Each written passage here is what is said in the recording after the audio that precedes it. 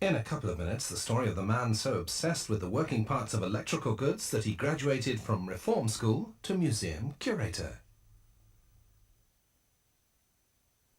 Could I have a throw of Michael? What is blasting? Did you see Charles at the weekend? Look. Yes. Played 18 holes at Wood Park. Swab, please. Ah, this looks more complicated than we thought. Yes. We're going to be seeing rather a lot of this chap. I hope he's got an understanding boss. Did you win? Yes. It's close until the 30th. There may be trouble ahead, but while there's moonlight and music and love and romance, let's face the music and dance.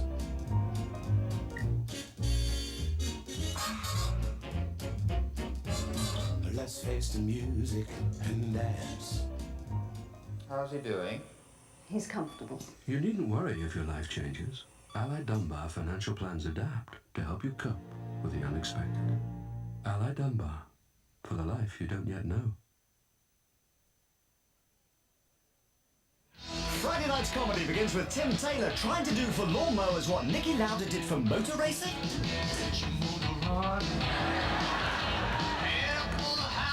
Then trying to find Jackie's maternal instinct. Remember that doll I had that wet itself? I just thought it was too much trouble, so I stopped giving it water. While Jack D's just trying to order lunch. That's Friday night comedy on,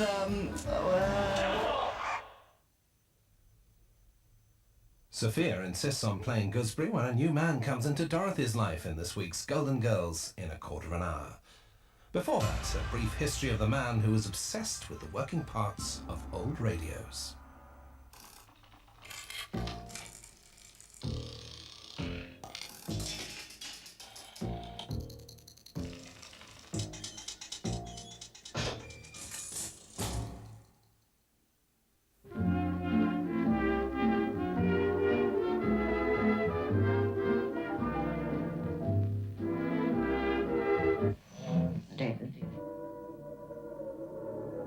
Must have been middle of a war. I would have been 13, 14 years old at the time, and I was fed up with school. I was intrigued with all the houses that were being bombed, and South London did get one hell of a pasting. A lot of houses had been knocked out altogether. Quite a lot of them had just had their front doors and windows blown in but weren't habitable, but still had their roofs on. And I was intrigued at the thought of all these light fittings and switches and sockets and fuse boxes and meters and everything else that was around, all going to waste. And I wanted them. I wanted to rescue them. Anybody who should remove fittings, plugs, sockets or anything else from bomb buildings during the war was breaking the law. And it was only a matter of time before I got arrested. I was taken to juvenile court for an assessment, a psychiatric assessment, to find out what made me do it.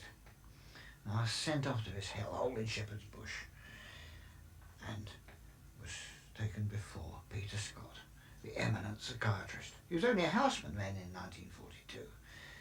And he asked me lots of questions and examined me and decided that I had an obsession for radio and electricity and electrical fittings. Well, I could have told him that.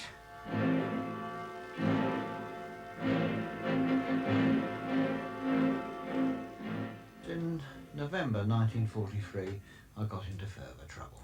I went for radio sets. I wasn't just content with light fittings. I wanted something bigger and better. One radio set in particular, a little Belmont set that was on the counter of Mr. Archie Roots' radio shop in Norwood High Street. I wanted it, and I was going to get it. I didn't care damn what I did to get it. I had a plan. I sent in John Elliott, a boy that I knew, to distract his attention one wet Saturday afternoon, and I snipped into a shop, snatched it off his counter, and got onto my bicycle and pedalled off with it up Norwood High Street. I didn't realise that Mr. Morris Gant, his driver, was also in the shop.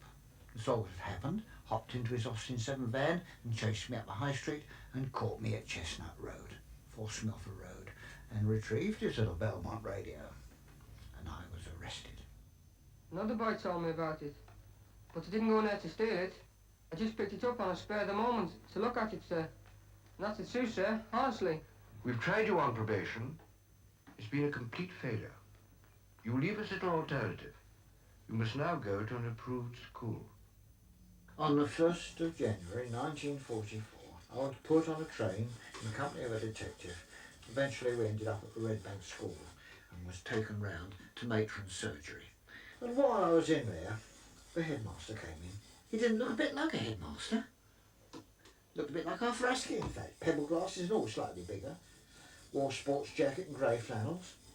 Very jovial sort of character. Asked my name and said, "What's the trouble, lad?" I said, "I've got an obsession about radio and electricity." "Yes, we know, has we indeed? That's going to be useful, you know. Got a member of the staff, Red Yates, for same bother, same trouble. Let's get together." Oh no, not another wind-up. Anyway, good as his word, Monday morning, sends for me. Introduces me to Red Yates. Little man, looked like a flat cap, looked a bit like a Welsh miner.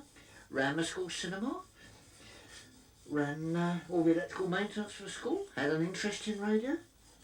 So he set up a workshop at the back end of the engineer's shop, the old stores, room about the same size as this. And I spent 10 happy months there doing wireless repairs and anything else, electrical work, anything that cropped up. And instead of me going around the neighbourhood looking for old radios to play with and old fittings, the headmaster was doing it for me. I don't know what he did with the radios afterwards. He probably made himself a fortune. But I was happy. Happy school days of my life. Aren't you going, Waka? No, not yet. Why not? Well, I've only speakers to fix. But you've got leave, you haven't you? Yes, but it's all going to stay back here and finish this job. I don't know. You must be balmy. Well, so long, I'm off. The following year, the Crown Film Unit made a film about the approved school service. One of the case histories was mine, very loosely used. Very pleased.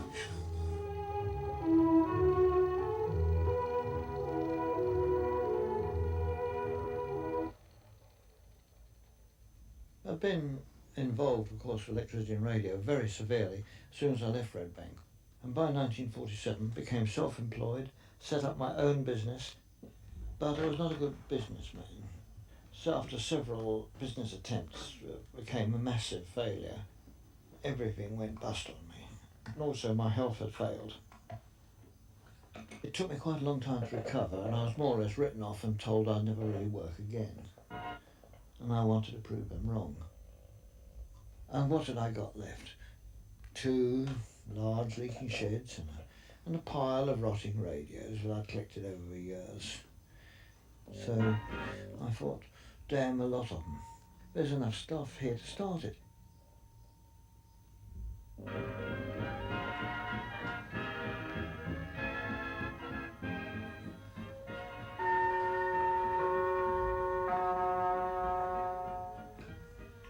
Good afternoon, everybody.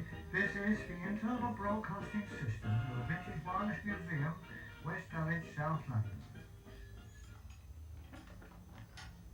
I started this about 20 years ago, and it seemed a good idea. Lord Montague was doing it with cars. Why didn't somebody do it with wireless sets? It seemed to be a very good thing, and they were around, loads of them. So I set up a museum, and it took off, and it worked.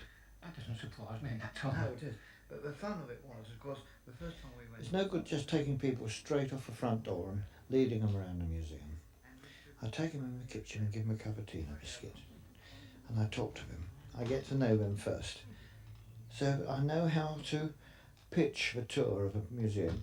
This is, of course, typical of GEC sets of the period. Quite a lot were in Bakelite.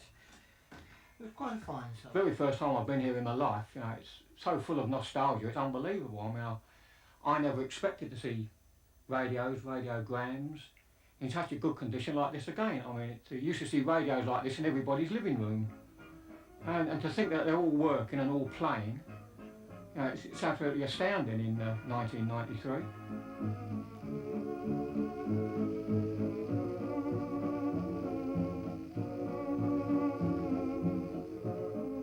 Oh, yeah, I get lots of them, all kinds of people all over the world. They come travel. I even had them in Reykjavik in Iceland come to see me. Of course, lots of Americans and Japanese, Germans. Anybody that's interested in radio history find their way here somehow or another. We're known worldwide. It's quite normal to be eccentric if you're English. I was equally obsessed with electricity from the age of 4, and with time the obsession develops. And this is what's happened to Gerald, it's natural. Jerry had the same experience as I did as a youngster. He came across radio, and also at the same time his house was being rewired for electricity, which is exactly what happened to me. And when I saw this, I thought, well, this is for me. Now, the same thing happened to Jerry. I think actually his obsession is more greater than mine.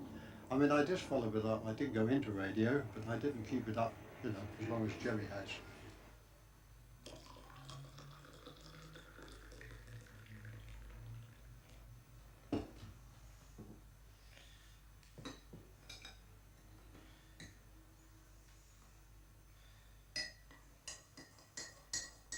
I often wonder what my parents must be thinking now. I was a great disappointment to them when I was 10 or 11. We saw some sort of trouble. And they were disappointed because I was the only one that could really carry on the line. I was the only son. And I think they'd have loved to have seen me marry and have grandchildren and lead a normal life. But it wasn't to be.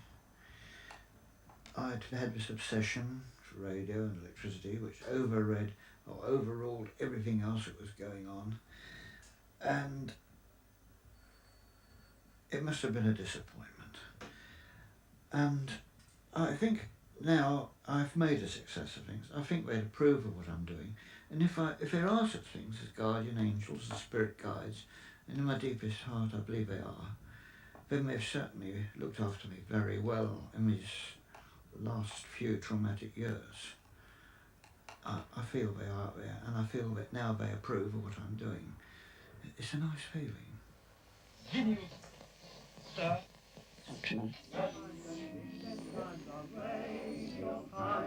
For Christmas time, or party time, or dinner time, or dancing time, daily time that Big Ben chimes are radio time. Olden days had different ways that pleasures and were fewer. Modern days will get my praise, our wireless ways are newer. A sterling time, a whirling time, a record time, or father time, the daily times that Big Ben chimes are radio time.